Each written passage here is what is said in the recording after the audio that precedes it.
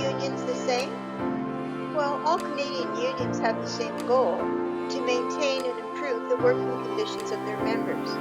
But how they actually achieve this goal varies significantly from union to union. Why does this matter? Well, on a strategic level, it will impact the power balance between management and the union. A small independent union isn't a match for a large global organization. On an operational level, it'll impact how management interacts with the local. Some locals have a lot of decision-making power, while others have to let the parent union do the talking. In this video, we will explore 5 different characteristics of unions. To answer the exploratory question, you can look at the unions listed on this slide. If you're a member of a union, you might find it really interesting to examine it. Textbooks categorize unions as either focused on monetary or social causes. That's a little black and white, as you'll see when you do your research.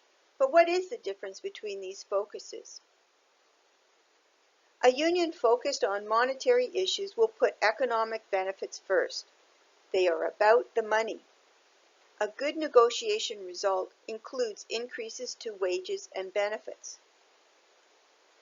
A union focused on social issues will run campaigns designed to change our social fabric. In this example, the union had identified 23 different issues facing their membership. Of those, only 4 were tied to monetary issues. The remaining were social issues. A good negotiation here would include a smaller increase in wages and some type of social benefit. For example, company-provided daycare. Unions are divided into 4 categories or types. The largest, as represented in blue, are the national unions. These unions represent members in Canada only. The next largest are the international unions, and they're in orange. Their members can be located in both Canada and the US. Historically, these unions started in the US. As Canadian workers looked to be unionized, they tended to join these existing unions. Independent locals and directly chartered unions tend to be smaller in size. They aren't tied to another labor organization. Can you find examples of these types of unions?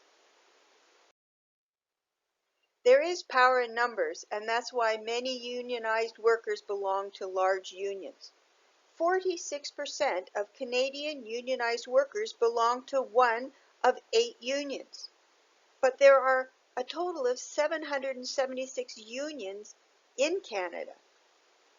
Larger size means more union dues. This translates into greater resources that can fund things like organizing campaigns, research to support contract negotiations, and legal resources for arbitration cases. In the Business Fundamentals course, you learned about organizational structures. Often they are categorized as centralized and decentralized. These structures are evident in unions too. Some unions are very centralized. The parent union makes the key decisions. The locals are expected to implement them. The collective agreement tends to cover most of the members, and it's called a master agreement. This structure tends to happen when the union represents a homogeneous group of workers. Teachers and postal workers are good examples. A decentralized structure leaves key decisions in the hand of the locals. The locals are guided by the union's constitution, but they are free to interpret it to meet their members' specific needs. There are many collective agreements, as each local will negotiate their own. Within this structure, the union connects members to a common goal, but allow different pathways to achieving that goal. The final characteristic is the type of relationship the union has with management. At one end of the spectrum, let's call it scorched earth, winner takes all at any cost. This isn't a great long-term strategy. The conflict between union and management can impact on the firm's profitability. That's not a situation that can exist in the long term. At the other end of the spectrum, the approach is relationship-based.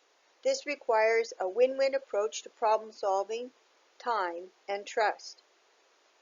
Most unions are somewhere in the middle, either tending towards a more adversarial or conciliatory relationship. When this type of relationship exists, you're likely to see more traditional approaches to resolving conflict.